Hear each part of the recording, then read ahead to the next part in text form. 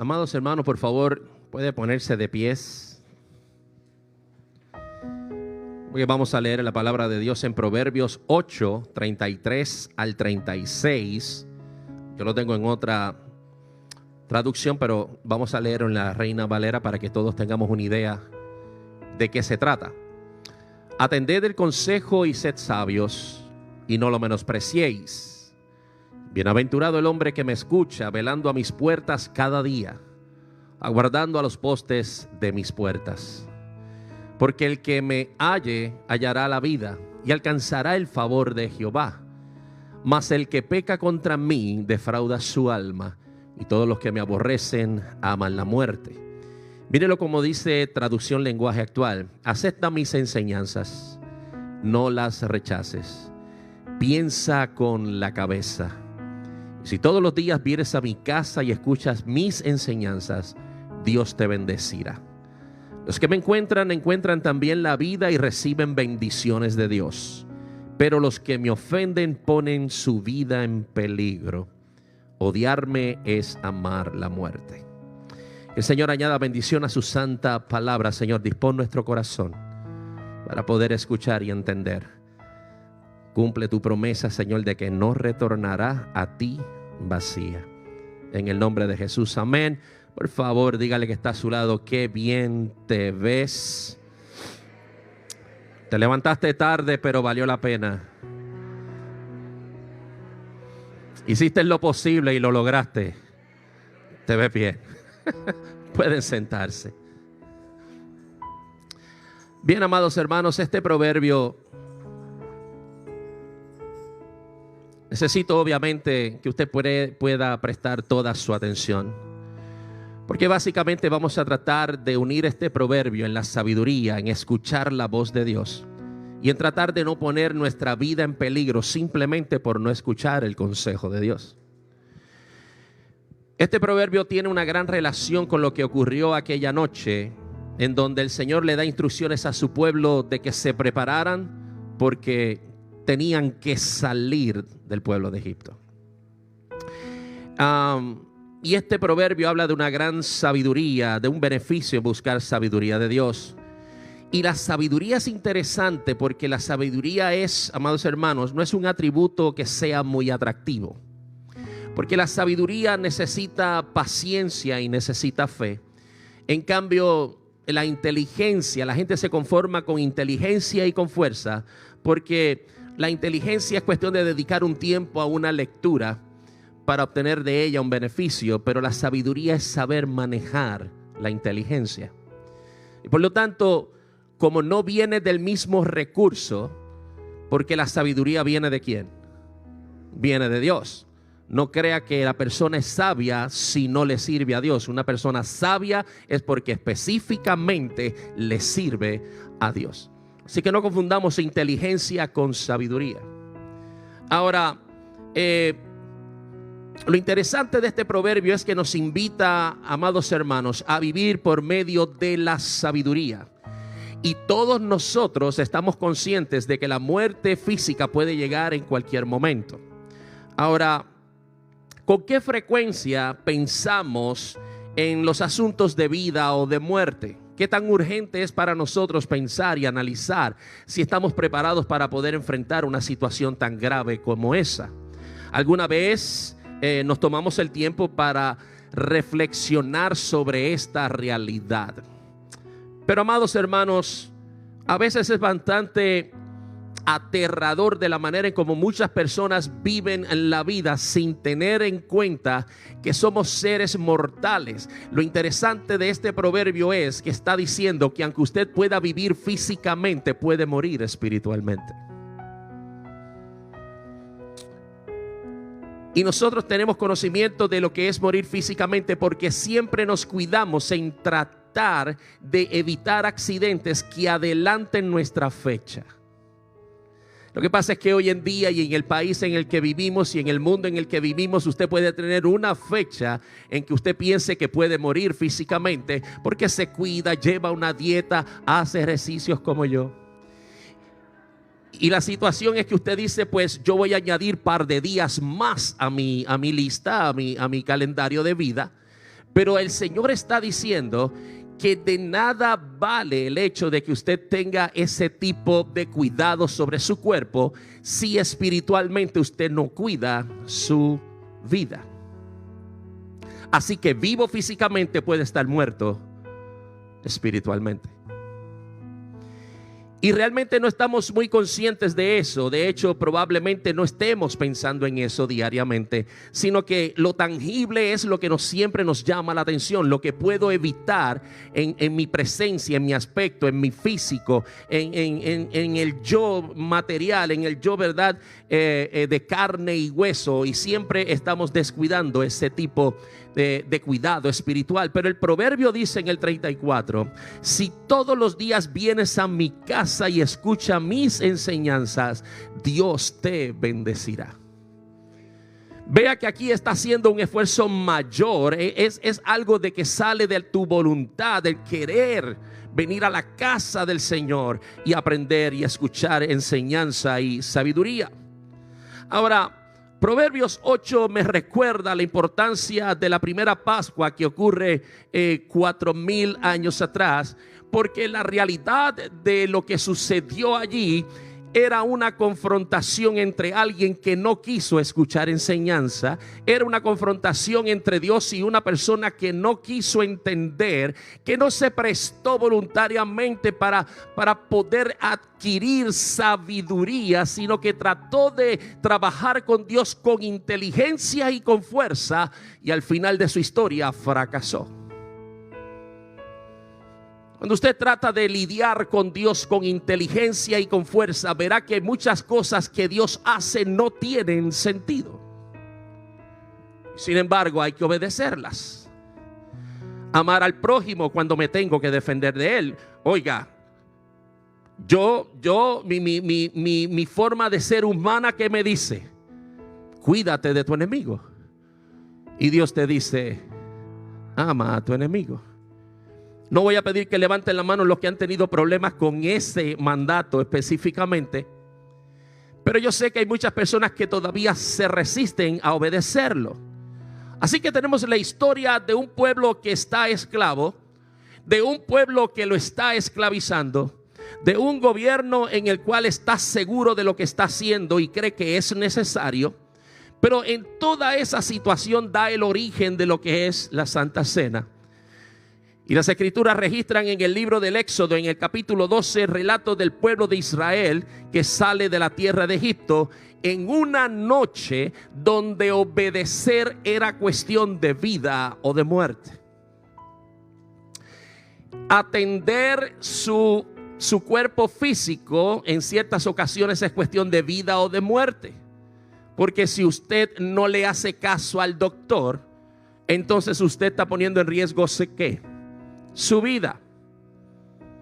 Y como dije la semana pasada, a menos que usted sea farmacéutico sin licencia, o que usted tenga en su botiquín el pote de pastillas con otro nombre que no vive en la casa, porque se lo prestaron, se lo dieron, se tomó la pastilla de X o Y. Pero en la realidad y en esencia, cuando no hacemos caso de la orden médica, definitivamente nos vamos a afectar hasta puede llegar el punto de la muerte. Dios hace la misma advertencia al faraón. Dios hace la misma advertencia al pueblo de Israel con una diferencia. Con el faraón quiero mostrar mi poder, pero con ustedes yo quiero ver obediencia. Puede ser que el faraón me resista en lo que le estoy pidiendo porque él no es mi siervo, no es mi hijo, no es nada que yo pueda esperar de él. Sin embargo, ustedes son mi pueblo. Y se supone que Dios puede esperar del pueblo lo que no espera del mundo. ¿Lo dije fuerte? Ok. Se supone que Dios espere del mundo lo que no espere de sus hijos lo que no espera del mundo. Ahora, este evento, algunas Biblias lo titulan la Pascua, y usted se dará cuenta que muchas personas en la época de Navidad han dicho felices Pascuas y próspero año nuevo. Nananine, no tiene que ver una cosa de la otra, pero como entienden que Pascua es una fiesta, entonces lo mezclan con la celebración, lo mezclan con aquello de poder dar un greetings, o sea, de poder dar un saludo, y le dicen entonces felices Pascuas y próspero año nuevo, cuando la Pascua significa todo lo contrario. Y probablemente en inglés usted le encuentre más sentido, porque en inglés se supone que dice, ¿cómo dice en inglés? Ustedes saben más inglés que el primer grupo. No me lo pudieron decir. ¿Cómo se dice? Passover. ¿Y eso significa qué? Pasar por alto, pasar por encima. Ahora, permítame analizar estos versículos de Proverbios a lo largo de la historia del pueblo de Israel en Egipto. Proverbios 8:33 dice, comienza diciendo: acepta mis enseñanzas, no las rechaces, piensa con la cabeza. Lo dice en la traducción lenguaje actual. Cuando usted va al castellano y trata de identificar la palabra, de endurecer, que es el término que siempre se utiliza con el faraón, usted se dará cuenta que solamente en castellano existe esa definición, esa palabra nada más, pero en el significado hebreo significa tres cosas adicionales, las cuales el faraón llegó a las tres. A esos tres elementos. Puede significar ser insensible, puede significar ser difícil de impresionar, y puede significar ser firme en el pensamiento. Lo que implica es que si él practicó en sus emociones estas tres definiciones, de verdad el corazón del faraón estaba duro. Y cabe destacar que en las 20 menciones que se hace, pero el faraón endureció su corazón, las 20 veces que aparece esta frase, 10 de ellas se le atribuyen a la voluntad del faraón, que tomó la decisión de endurecer realmente su corazón. Ahora, el faraón se rebela contra la voz de Dios, pero ¿por qué lo hace? Y es probable que usted sepa el desenlace de la historia, pero me gustaría profundizar un poco en cuanto a las razones que tenemos en relación a cómo el faraón, por qué razón el faraón endurece el corazón. Y cuando hablamos de faraón, y siempre en esta historia, usted siempre ha escuchado que faraón significa o es una representación directa de Satanás. Pero dije esta mañana que yo quisiera identificar el corazón del faraón en cada uno de nosotros. ¿Y sabe por qué lo digo? Porque la realidad es que somos faraones de nuestra vida. No nos gusta dejar el trono, porque el trono de nuestro corazón tiene un beneficio que hasta ahora le hemos sacado un gran provecho. Y que venga un Dios a decirnos a nosotros lo que tenemos que hacer, tenemos que realmente estar decididos a escucharle. Y como el faraón no quiso escuchar, Dios tuvo que hacer ciertas demostraciones de poder, no tan solo para que el faraón escuchara lo que Dios tenía que decir, sino para que Israel viera lo que Dios puede hacer. Y son dos cosas distintas. Israel no le pertenecía a Dios todavía en el corazón. 400 años de silencio desde que Israel entra a Egipto, no como esclavos, sino como refugiados de una situación que ocurría sobre la tierra. Y Dios acomodó todas las cosas para que el pueblo de Israel entrara. 75 personas probablemente llegaron al pueblo de Egipto y salieron alrededor de unas 2 o 3 millones de personas. En 400 años así se multiplica la gente. Ahora, la vida del faraón era muy placentera, pero como todos hemos pasado por la experiencia de tener una experiencia de confrontación ante la llegada de Dios a nuestras vidas, y esto, amados hermanos, sucede Porque nuestra vida sin Dios iba siempre en la dirección de la autocomplacencia, iba siempre en la dirección de complacer mi deseo, iba siempre en la dirección de establecer mis pautas, de establecer mis límites, con quién me llevo, con quién no me llevo, si usted me agrada, si no me agrada. Yo podía decidir, yo era el faraón de mi vida. ¿Cuántos siguen siendo faraón de su vida? No, dígame.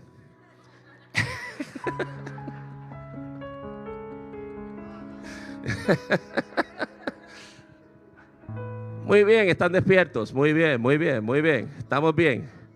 Ahora, la vida de un faraón era muy placentera. Estamos hablando de 400 años después de José, en donde el faraón era considerado como un dios.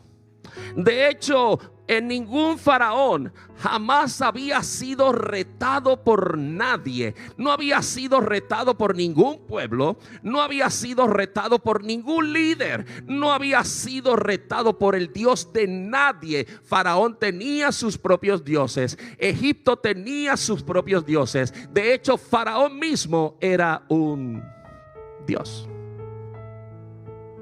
Y no hay duda de que muchas personas disfrutan de su reino. Les encanta la vida placentera, no les gusta la confrontación, no les gusta el reto de abandonar su reino, de abandonar sus propios tronos. Y el faraón tuvo una gran oportunidad, amados hermanos. Pero diga, le llegó el día al faraón. Y al igual que a nosotros, nos llegó el día de enfrentarnos a ese Dios verdadero. Nos tocó el día de entender que hay alguien superior a nosotros, superior a la vida, superior a todo lo que hemos aprendido, superior a las experiencias, superior a nuestra personalidad, superior a nuestro carácter, superior a nuestro temperamento. Hay alguien superior que quiere que salgamos de la esclavitud.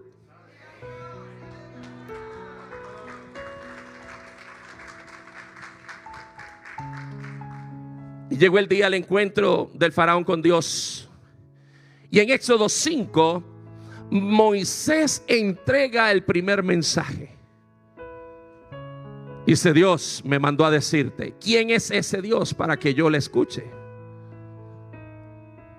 ¿Está entendiendo? El corazón de Faraón respondió al mensaje de Moisés, diciéndole y preguntando, no interesado en el mensaje, sino más interesado en quien envía el mensaje, que para que yo pueda darle tan siquiera el tiempo de escucharlo. ¿Quién es ese Dios? ¿Quién es ese Dios que tú dices, Moisés? Pero Moisés hizo su trabajo. Entregó el primer mensaje de parte de Dios a todo el consejo de Egipto. Moisés sale de esa reunión y el faraón tuvo una oportunidad de aceptar este mensaje sin tener consecuencias mayores, al igual que el faraón anterior 400 años antes, en donde vino un mensaje de parte de Dios, una revelación de un sueño, en donde un mensajero de Dios establecido en ese lugar, después de tanto sufrimiento, después de tanta agonía, Dios lo fue acomodando para exaltarlo en el momento en que fuera necesario. Y llegó José a decirle al faraón: el sueño no te lo voy a interpretar yo. Tu sueño me va a dar la respuesta al Dios que le sirvo. Y dijo al único Dios. Y ese faraón escuchó. Porque es que cuando viene un mensaje de Dios, es que hay algo que hay que escuchar. Usted no puede ver el futuro y llega un mensajero de Dios a decirte lo que vas a hacer antes de hacerlo para que no lo hagas. ¿Lo entendió? ¿Me expliqué? Decirte lo que vas a hacer antes de hacerlo para que no lo hagas. O para que puedas hacer, pero de acuerdo a la instrucción de Dios. Así que desde ese primer encuentro con Moisés, las escrituras revelan que al igual que su pueblo, porque toda decisión del gobernante afecta a quién, siempre afecta al pueblo. Y Faraón afectó al pueblo y tuvieron grandes consecuencias por no disponer su corazón a escuchar a Dios. Y me pregunto si esa ha sido nuestra experiencia. ¿Cuántos de ustedes recibieron un mensaje, un consejo de una persona que sirvió como atalaya, que sirvió como ese mensajero en el que llegó a tu vida en un momento dado antes de que te metieras en problema y te dijo: ten cuidado con lo que haces, ten cuidado con quien te juntas, ten cuidado con quien te enamoras, ten cuidado en lo que gastas el dinero? Y como el faraón, porque estábamos en los tronos, en nuestros tronos personales, en nuestros corazones, como el faraón, rechazamos el mensaje. Y hoy levante la mano si usted está pagando consecuencias del pasado. Yo estoy pagando consecuencias del pasado. Gracias a Dios que llegó mi esposa. Me quedó bonita.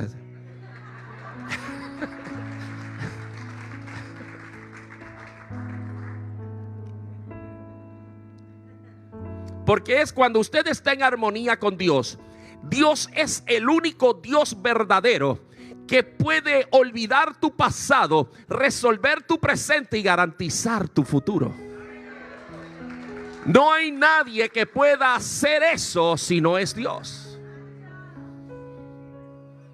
Ahora, Faraón rechaza esa invitación. Y como el mundo tiende siempre a resolver los problemas que tiene el ser humano, cristiano, creyente o no, lo mismo sucedió en el castillo del faraón. Cuando Moisés tiró su varita con el poder de Dios, también Faraón tuvo hechiceros, porque el mundo te da la tendencia a pensar que te puede resolver las situaciones sin la necesidad de Dios, o que puede igualar el beneficio de Dios en tu vida sin la necesidad de servirle.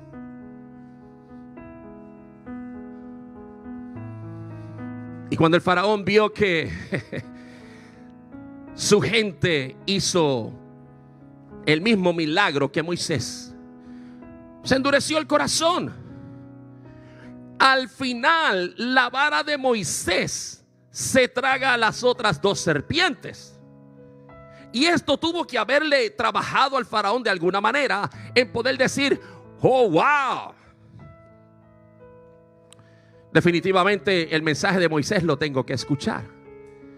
¿Cuántos testimonios usted ha escuchado en la iglesia en los cuales se ha tragado la serpiente que estaba obstruyendo la vida de otra persona? El testimonio es tan poderoso y muchas personas han menospreciado testimonios grandes de personas en las cuales el Señor lo ha rescatado del abismo, lo rescató de las cunetas, salva su matrimonio, salva a sus hijos, y como quiera ignoramos los milagros de Dios. Faraón se dio el lujo de ignorar el milagro de Dios. Faraón dijo: si eso es lo que trae tu Dios, si eso nada más es el truquito que va a traer tu Dios, yo también lo puedo hacer. La gente que trabaja para mí lo puede hacer. Y cuando usted tiene un deseo delante de Dios, cuando usted tiene una petición en la que no necesariamente está en la voluntad de Dios, porque tenemos la costumbre de pedir cosas que no van en el orden de Dios, en la voluntad de Dios. Le dije a la clase el viernes: si usted pide algo espiritual, jamás Dios se lo va a negar.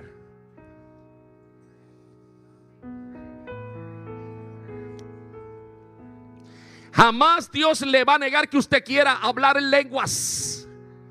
Dios no le va a negar que usted quiera discernimiento. Dios no le va a negar que usted quiera don de lenguas, don de ciencia, de que pueda enseñar, porque son dones que van siempre de acuerdo a la voluntad de Dios. Pero el problema son las peticiones de necesidades en las cuales queremos complacer el corazón, y el mundo puede imitar ese milagro. Yo no he dicho nada de esto esta mañana.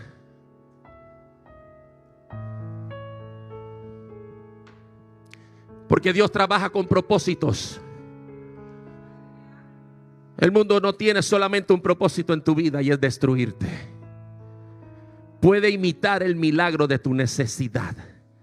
Y si te conformas con eso, entonces no estarás atendiendo que hay milagros mayores que van a llegar a tu vida. Y lo único que tienes que tener es paciencia y obediencia.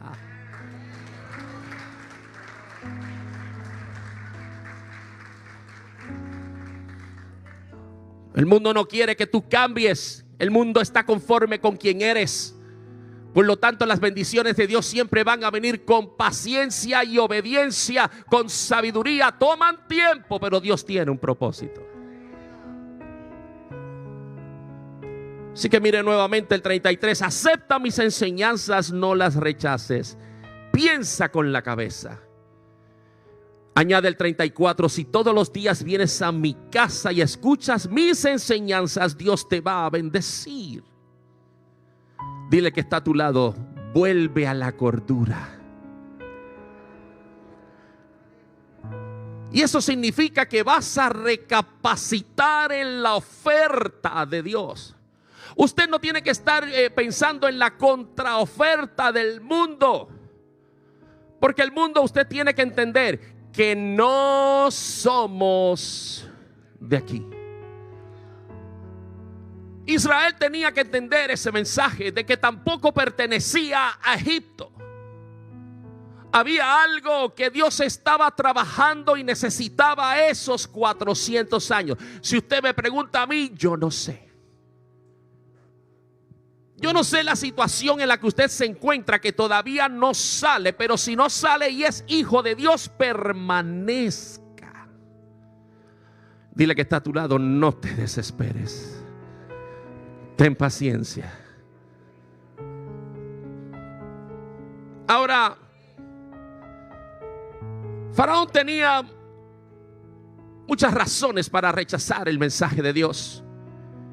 Porque recuerde que la llegada de Dios a nuestra vida trajo y constantemente trae conflicto en nuestros corazones, mente, pensamientos. Constantemente hay confusión en nuestros corazones. Estamos tratando de analizar cuál es la mejor decisión que podamos encontrar. Pero al igual que Faraón, teníamos corazones en las cuales había un listado de prioridades. Había un listado de cosas, de preferencias de parte nuestra.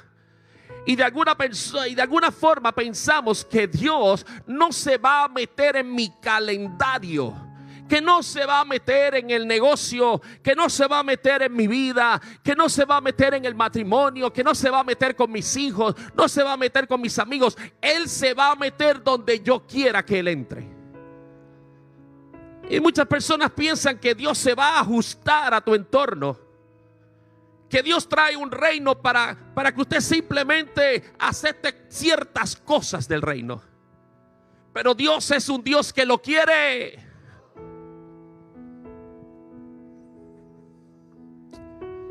Pastor, entonces vuelvo a hacer la pregunta de siempre. ¿Usted me está tratando de decir que Dios es egoísta? Sí.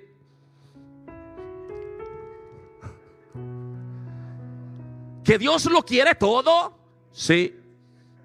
¿O todo o nada? Sí. Tan es así que dice que si tienes un pie adentro y tienes otro pie afuera, tengo que vomitarte.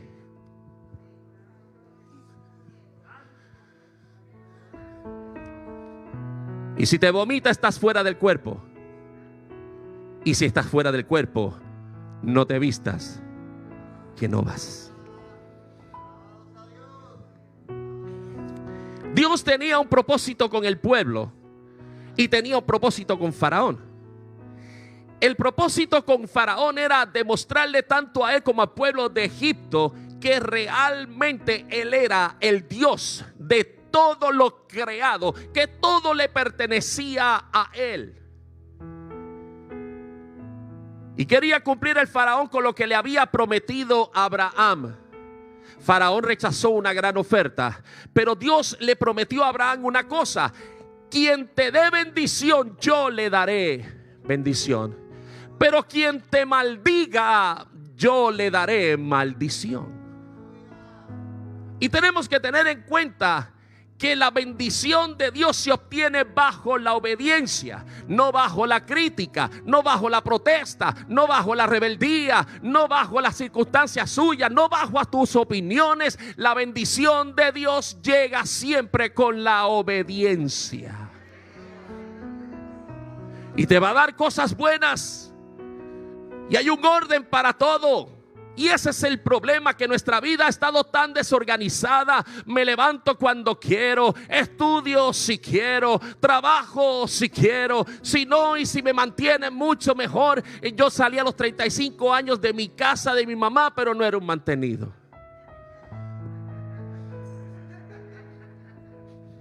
Yo trabajaba y aportaba. ¿Cuántos jóvenes aportan y viven en la casa de sus padres? Muy bien.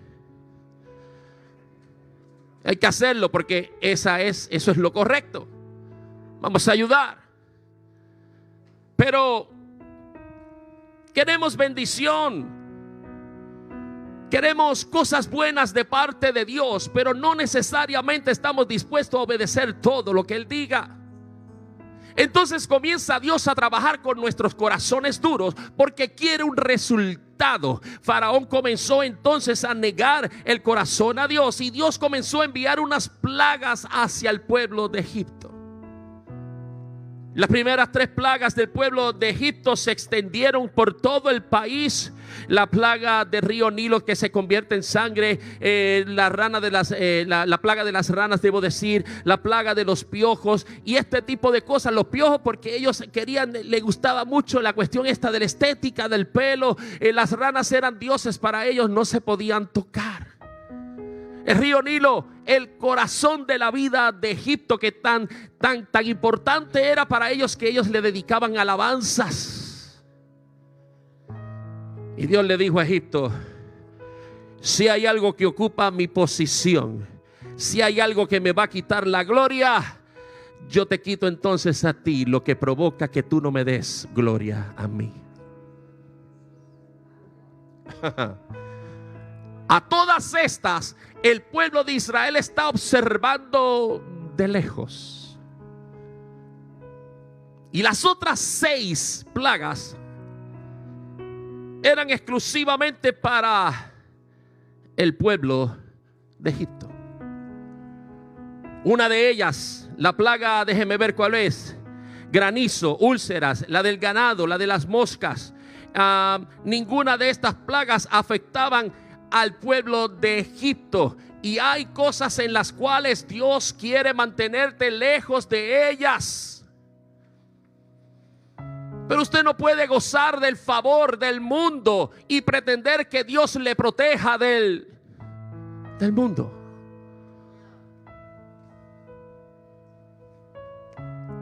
La obediencia está ligada a la bendición. La obediencia estaba ligada a que Egipto hiciera lo correcto. Y cuenta en una de las 9 plagas, la plaga de las tinieblas, que dice que Dios envió tinieblas tan intensas que usted sabe lo que es que una oscuridad se pueda sentir. Esta es la parte en donde a veces nos encontramos tan deprimidos, tan sumergidos en la frustración, tan sumergidos en la depresión, que podemos sentir la oscuridad.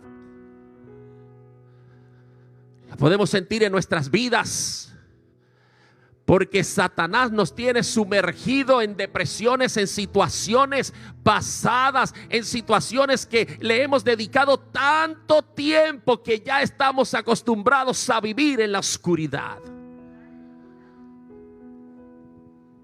Pero sabe que cuando eso pasaba en Egipto, el pueblo hebreo siempre tenía luz. La tormenta de la oscuridad estaba en el pueblo de Egipto porque Egipto estaba en juicio. Pero la luz estaba en Israel, en el pueblo hebreo, en los israelitas, porque Dios tenía un propósito con ellos. Ahora, ya voy cerrando.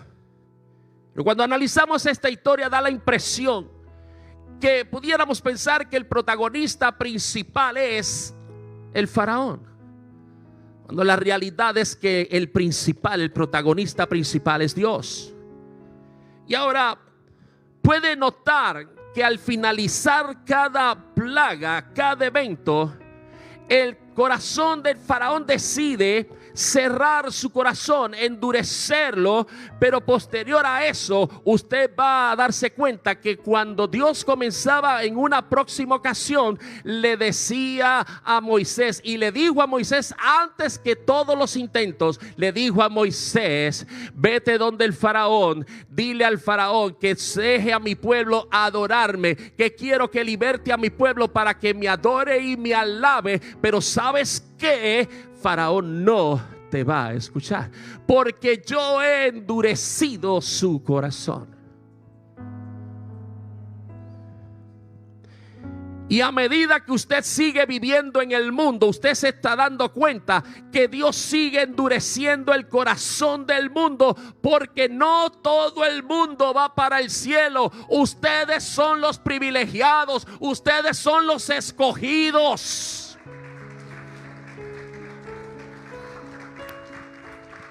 Y para mantener a la iglesia, vamos a entrar más adelante para que usted entienda que Dios tiene que permitir que el mundo se endurezca y esté en su contra para que usted pueda entrar al cielo. Y de wow, ¿qué tiene que ver una cosa con la otra? ¿Por qué hacerle difícil la situación a la iglesia? ¿Por qué hacerle difícil este tipo de situaciones? Usted va a entender. Dios no hace cosas por mero capricho. Dios siempre obra a través de un propósito. Y durante todo este tiempo de esclavitud, mire lo importante de esto y va entendiendo, porque aquí voy explicando. A medida que el pueblo de Israel permanecía en Egipto, a medida que habían pasado los 400 años en Egipto, había aprendido que era el faraón el que daba provisión, que era el faraón el que daba el sustento, y que ellos tenían una condición de esclavitud por una necesidad. Toda la cultura ya estaba sembrada en el corazón del pueblo de Dios. Había estado esclavizado 400 años. Hemos estado en el mundo tanto tiempo que pensamos que nos merecemos lo que nos ganamos porque lo sudamos, y no estamos entendiendo quién el que está dando la provisión es.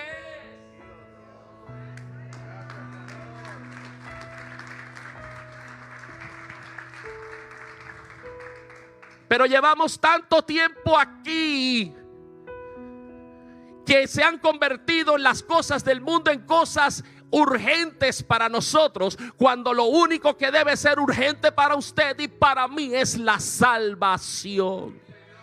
Negociamos el domingo por cualquier cosa, no visitamos a la iglesia porque ya hemos leído la Biblia y pensamos que lo que estamos haciendo en el mundo y lo que el mundo está haciendo en mi vida no me afecta. Pero la realidad es que Dios quería sacar al pueblo de Israel, al pueblo hebreo de Egipto. Pero Dios tenía una segunda misión más importante. Tenía que sacar del corazón de Israel a Egipto.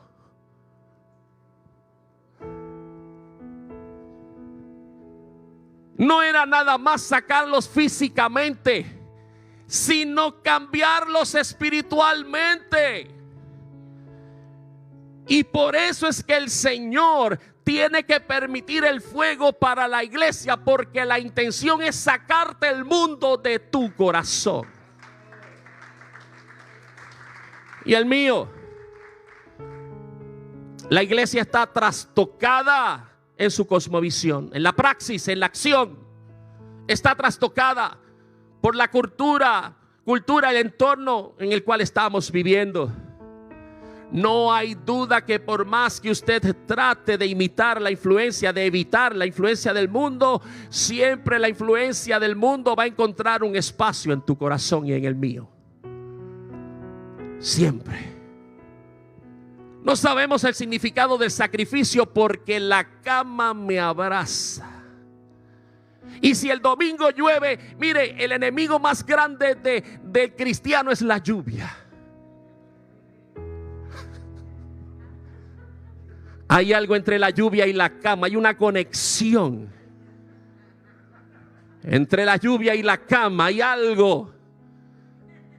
Hay un olor en el ambiente afuera, está pasando algo de alguna manera. En que cuando llega domingo y llueve, oye, si llega a llover el lunes y tengo que trabajar, la cama no me amarra.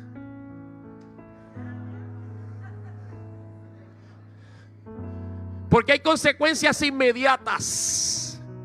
Pero como Dios te da el deseo de amarle, el que tengas la voluntad de servirle, entonces ahí es donde tenemos que aprender lo que es sacrificio. Y ahí es donde decimos, nah, el domingo es el único día que tengo para...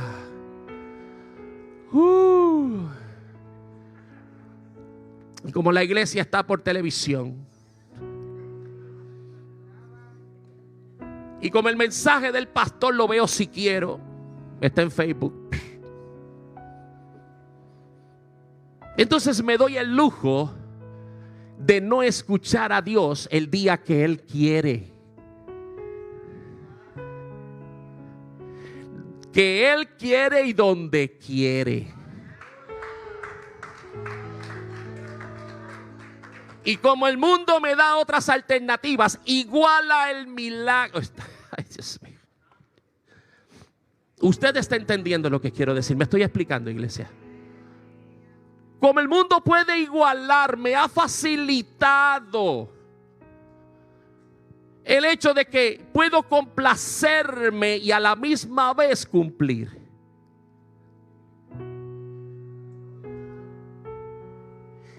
Y quiero darte un secreto. El Señor me lo dio ahora. Si te complaces, no hay cumplimiento. Si tú te complaces, no estás cumpliendo con Dios. Si usted se acomoda a su deseo, usted no está obedeciendo a Dios. Dios tiene un lugar donde quiere que usted le adore. Tiene un día donde quiere que usted le adore y separe ese día.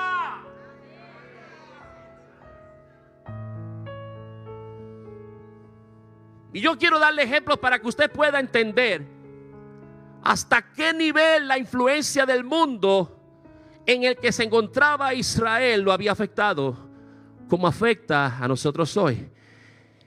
Es la segunda vez que digo que voy a cerrar y voy a cerrar. No se preocupe, que voy en esa dirección. Pero estamos en esa.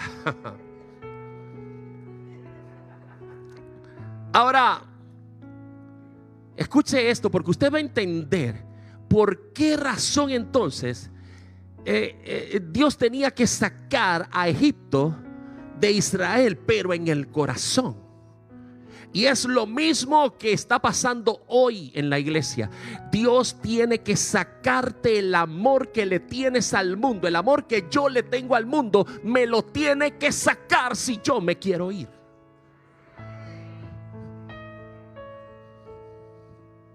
Y usted puede pensar, y a lo mejor usted ha leído esto 1000 veces, pero cuando el Señor me reveló esto, me lo mostró, yo dije, wow. Y a lo mejor no ha pensado en esto, pero vaya a Éxodo 5:21. Y quiero explicarle. Mire, léalo usted por favor. ¿Qué dice? 1, 2, 3.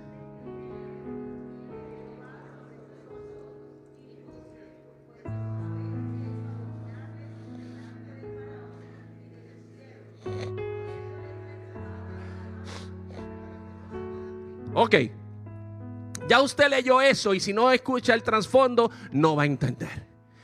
Moisés acaba de hablar con el gobe.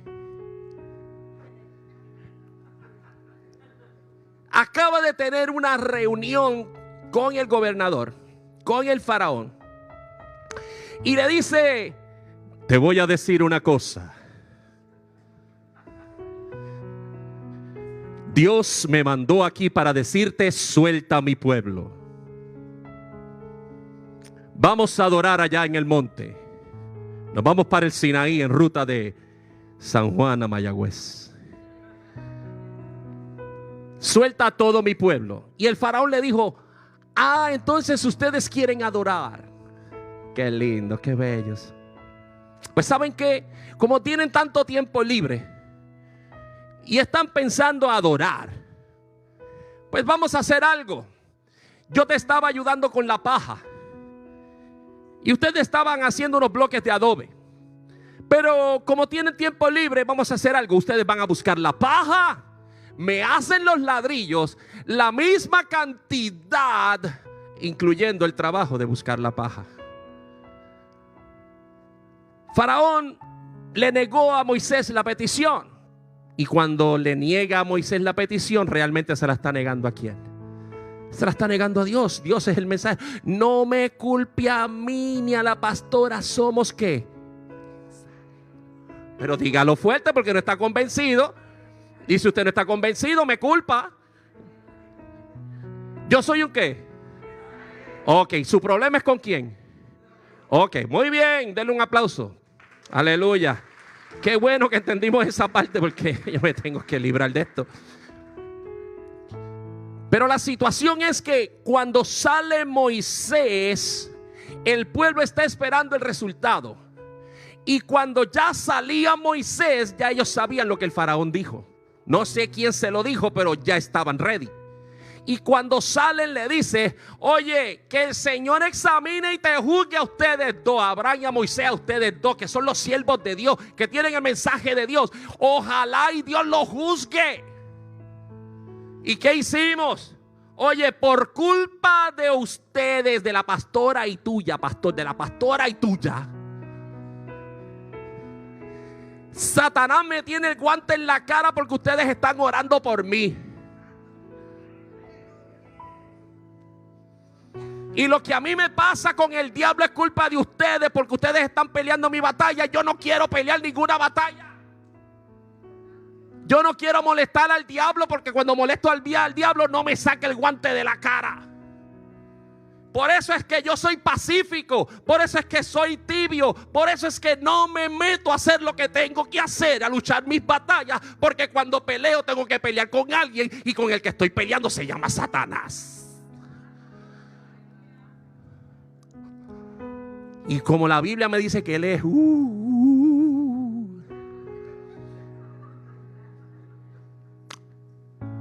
por favor, eso es lo que el pueblo le dijo a Moisés: no se metan a ayudarnos porque nosotros estábamos bien.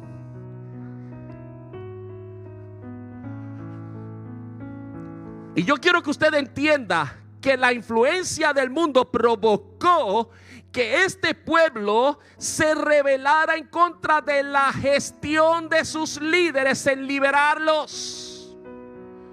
Y es lo mismo que pasa en la iglesia. A veces la iglesia se rebela en contra de los pastores, que lo único que vienen es a dar un mensaje para liberarles.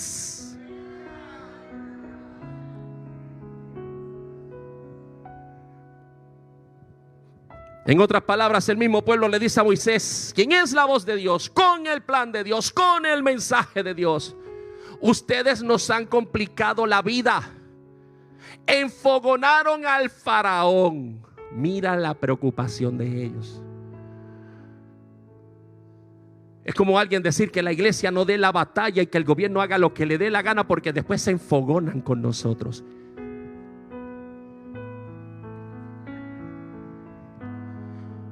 ¿Que usted me quiere decir que no va a pelear la buena batalla para no enojar al enemigo? Eso es lo que usted me quiere decir. Que usted no va a hacer lo que le corresponde como padre por no enojar a los nenes.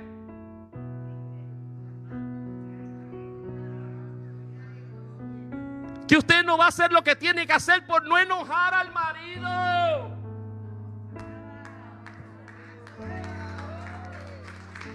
Que usted no va a hacer lo que tiene que hacer porque, ay, si la doña se enfogona, no cocina.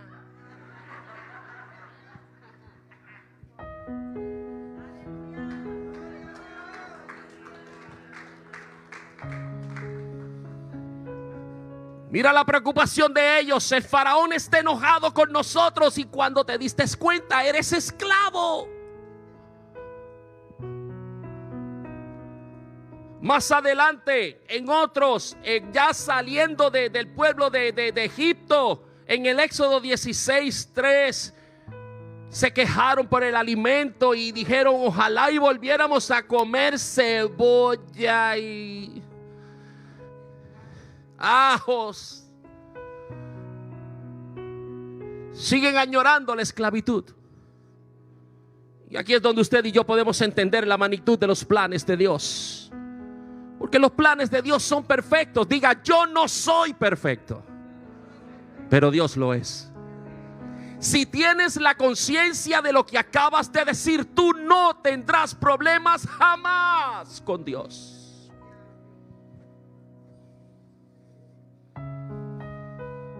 Si usted me pregunta: pastor, ¿Dios lo hubiera podido sacar del pueblo de Egipto hace rato?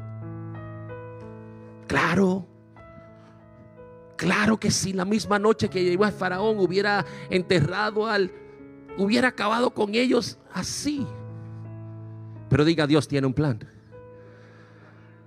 Además de los 400 años que estuvieron ahí, Dios le añade 10 meses y medio más en la situación de las plagas. Porque Dios quería estar seguro de que el pueblo entendiera. Y cuando se hace esta mesa, vea más adelante que no había una celebración de fiesta, porque aún todavía el pueblo, a pesar de todo lo que había hecho en contra de Egipto, todavía el pueblo no estaba celebrando, porque la situación era como que muy nueva, era muy fantástica, era algo impresionante que todavía tenemos que ver si los dioses del faraón ganan, combaten, pelean y tienen la victoria en contra de este Dios de Abraham, de Isaac y de Jacob, que ahora está prometiendo sacarnos. Lo único que hemos visto son unos ciertos milagros que han ocurrido en aquel pueblo. Él nos está protegiendo, pero la realidad es que ellos todavía no habían celebrado, y llegan a celebrar cuando cruzan el mar. Pudieron haber celebrado con alegría y con fiesta, pero no lo hicieron, a estar completamente seguros de que el enemigo había desaparecido. Y si usted está esperando que sus enemigos se borren de la faz de la tierra, no se vista. No va. Su vecino seguirá siendo su vecino. Qué bello. Su jefe seguirá siendo su jefe. Sus empleados seguirán siendo sus empleados. Su madre seguirá siendo su madre, su padre, su padre, su esposo, su esposo, su esposa, su esposa, sus hijos, sus hijos.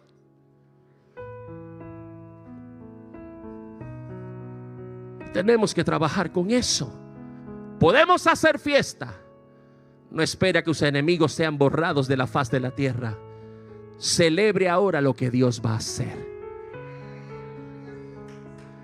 Termino con esto. Ahora sí, se acabó. ¿Sí? Tengo que.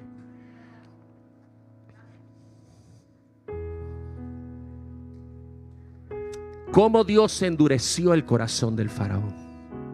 Porque dice que él lo endureció, pero lo que estamos viendo es que el faraón es el que endurece el corazón. Y Dios le está diciendo a Moisés: yo voy a endurecer el corazón del faraón. ¿Y cómo lo hizo? ¿Sabe cómo lo hizo? Cada vez que el faraón tenía una situación difícil, llamaba a Moisés, y Moisés intervenía con Dios para que detuviera la aflicción. ¿Y sabe cómo es que Dios endureció el corazón del faraón? Le voy a explicar de esta manera. Le voy a decir: adelante. Apagando el fuego. Pastor, ¿cómo es eso? Bien, en las clases que me ha dado mi esposa, artes culinarias, no de cocinar, eso no se llama así, artes culinarias. Y de la manera en cómo mi esposa me ha enseñado, no sé si he aprendido o no, ciertas cosas. Pero cuando usted está haciendo papas, usted sabe que usted prepara una olla, le echa agua y comienza en el fuego, lo prende. Cuando las papas están ahí dentro y cuando el agua empieza como que a moverse, ya usted sabe que está caliente, está comenzando a calentar. ¿Sabe lo que entonces qué sucedería si usted apaga el fuego y sirve la papa en ese momento? ¿Quedan cómo? ¿Cómo? Crudas. Cada vez que el faraón le pedía a Moisés que terminara con la aflicción y que hablara con Dios para que terminara la aflicción, Dios endurecía el corazón de la manera en como le estoy diciendo, le cortaba el fuego. Porque Dios no tenía propósitos con el faraón como lo tiene contigo. Dios no puede apagarte el fuego de la aflicción, porque el fuego de la aflicción lo único que trae es que tu corazón se ablande en un área que usted no la ha identificado todavía. Usted se mira y dice: no sé por qué estoy pasando por esto, porque yo soy bueno y Dios está viendo en el interior. Y cuando usted se convierte, a Dios autoriza a Dios a entrar en su vida para hacer lo que Él desea hacer.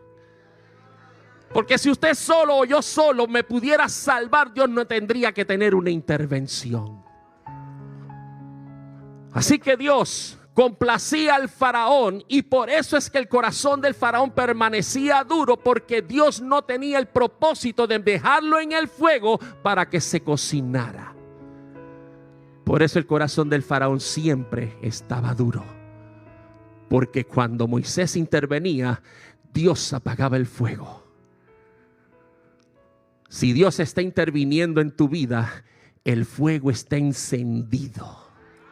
Y Dios no lo va a apagar por amor a ti, no importa lo que estés pasando. Espera que Dios, como dice Santiago está diciendo: hermanos míos, tened por sumo gozo cuando os halléis en diversas pruebas, sabiendo que la prueba, por eso es que podemos entender ahora este versículo, porque sabemos la intención de Dios en dejar el fuego. Ten gozo cuando te encuentres en situaciones, porque Dios tiene propósito. La prueba de vuestra fe produce paciencia, y tenga la paciencia su obra completa. Usted no sabe cuándo la situación termina con la obra. Usted tiene que dejar que Dios cocine, porque Él va a servir una mesa en el cielo y usted es, su corazón y el mío es el plato principal. Y los invitados allá arriba no pueden ver un corazón servido en el plato de la mesa del Señor duro. Allá arriba no hay nada mal cocinado. Allá arriba todo está bien hecho. Todo es perfecto. Todo es gozo, paz y alegría. Deja que el Señor mantenga la olla hirviendo. Porque cuando usted vea que la olla hierve, es porque Dios está interviniendo. Póngase de pie, por favor.